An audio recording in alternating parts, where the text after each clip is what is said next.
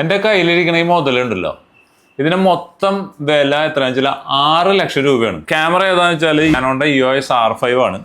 Lens വന്നിട്ട് 24-105 f2.8 lens. അപ്പോൾ ഈ ക്യാമറ കഴിഞ്ഞ 2-3 ദിവസങ്ങളായിട്ട് എൻ്റെ കയ്യിലുണ്ട്. വർക്ക് ഞാൻ ഒരു വെഡിങ് ഈ ക്യാമറ വെച്ച് ചെയ്തു നോക്കി. അപ്പോൾ എനിക്ക് തോന്നിയ കുറച്ച് കാര്യങ്ങൾ ഞാൻ നിങ്ങളുമായിട്ട് ഷെയർ ചെയ്യാമെന്ന് വിചാരിച്ചിട്ടാണ് ഈ വീഡിയോ സ്പോൺസേർഡ് ഒന്നുമല്ല, എൻ്റെ സ്വന്തം ഇഷ്ടപ്രകാരം ഞാൻ ചെയ്യുന്നതാണ്.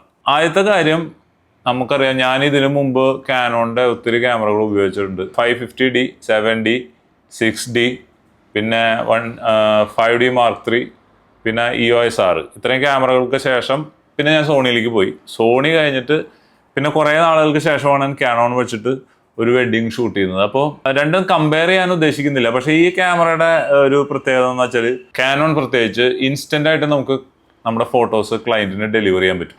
മറ്റുള്ള ക്യാമറകളിൽ പലപ്പോഴും, മറ്റുള്ള എല്ലാ ക്യാമറകളിലല്ല, പ്രത്യേകിച്ച് സോണി യൂസർ ആയതുകൊണ്ട് തന്നെ നമുക്ക് അതിന്ന് ഫോട്ടോഷോപ്പിലൂടെ കയറി ഇറങ്ങി അല്ലെങ്കിൽ ലൈറ്റ് റൂമിലൂടെ കമ്പ്യൂട്ടറിലൂടെ കയറി ഇറങ്ങി പോയാലാണ് നമുക്കത് ക്ലയൻറ്റിന് ഡെലിവർ ചെയ്യാനായിട്ട് സാധിക്കുള്ളൂ എന്നുള്ളതാണ് അതിൻ്റെ ഒരു കാര്യം. പ്രത്യേകിച്ച് ഈ അടുത്തിടയ്ക്ക് സ്നാപ്ഷെയർ പോലുള്ള ഫോട്ടോ ഡെലിവറി ആപ്പുകൾ ഉപയോഗിച്ച് നമ്മൾ പെട്ടെന്ന് തന്നെ ഫോട്ടോസ് ഡെലിവർ ചെയ്യുമ്പോൾ നമുക്ക് ഈ ക്യാമറ കുറച്ചും കൂടി എഫിഷ്യൻ്റ് ആയിട്ട് വർക്ക് ചെയ്യുന്നതായിട്ട് എനിക്ക് തോന്നിയിട്ടുണ്ട്. ബാക്കിയുള്ള ഫീച്ചേഴ്സിലേക്കൊന്നും ഞാൻ പോകുന്നില്ല. ഒരു ഡ്രോബാക്ക് നമുക്ക് പറയാൻ പറ്റില്ല.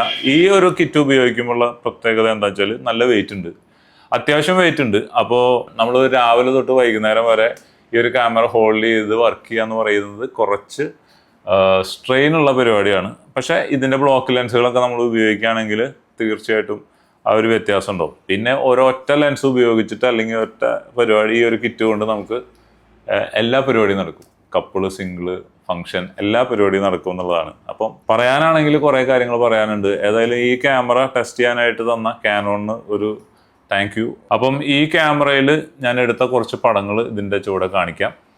സോ നിങ്ങൾക്ക് ഏത് ക്യാമറയാണ് ഇഷ്ടം എന്നുള്ളതും നിങ്ങളൊന്ന് കമൻറ്റിൽ പറയുക. ഇതിൻ്റെ ഈ ക്യാമറ ഉപയോഗിച്ച് നോക്കിയിട്ടുള്ള ആരെങ്കിലും ഉണ്ടെങ്കിൽ നിങ്ങളുടെ അഭിപ്രായങ്ങളും നിർദ്ദേശങ്ങളും കമൻറ്റിലൊന്നിടുക. അപ്പോൾ അടുത്തൊരു വീഡിയോയിൽ കാണാം. അതുവരെ ടേക്ക് കെയർ, ബൈ.